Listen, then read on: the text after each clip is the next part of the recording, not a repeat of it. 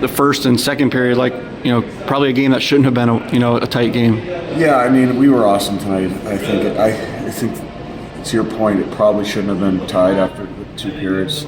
The ice was tilted in our favor from the drop of the puck, but hockey's a stupid game sometimes, as we joked in the office after, and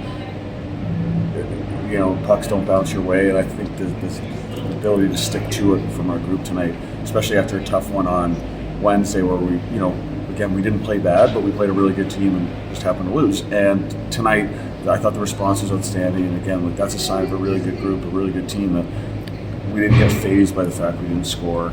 And then the penalties kind of started for 10 minutes in the third, and we didn't get fazed by that. We just kept, again, stuck to it. We recognize if we keep playing that way, the dam's going to break eventually, right? And we get one, some great play. We get a break on the deflection there for the goal, but at the end of the day, we made a whole bunch of really good plays that led up to Sammy getting that one. So, again, I think tip of the cap to the guys for the response tonight, and like I said, their willingness to play 60 minutes hard and stick to the process. You mentioned the penalties. How difficult is that when there's 2 penalties called in the first 2 periods combined, and then 5 and 8 minutes to start the third? Yeah, I mean, it is. We know that's probably going to happen. That stuff happens at this level. I think the guys recognize it, and they just stick, like I said, stick with it. The special teams has done an outstanding job this year. I thought the power play was outside of the second power play in the second period. I thought they moved the puck around really well, just didn't go in, but the penalty kill was outstanding, and we stuck with it. We got through it and took the game over. What can you say about Larson's play? I know you didn't see a lot in the first 2 periods, but then all those power plays in the third, right into the fire, kind of. Yeah, these games are super hard for goalies. I think actually the last 2 games have been hard for Sergei, just because it's more a mental battle. Because when they're getting 35, 40 shots a game, they're in it, they know what's coming.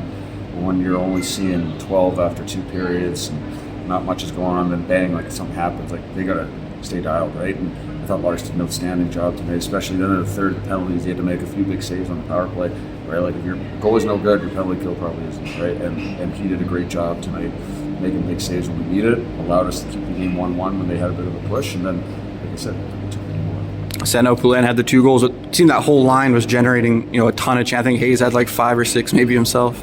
Yeah, I thought they were great tonight. We kind of shook the lines up and kind of went back. I know last year a couple times we went with Broser, Hazy, and Sammy, and they did a good job creating. They're all guys that play really hard, that possess pucks, but they can also get up and down the ice with pace. So they did a great job, and it was nice to see him get rewarded with a couple goals tonight.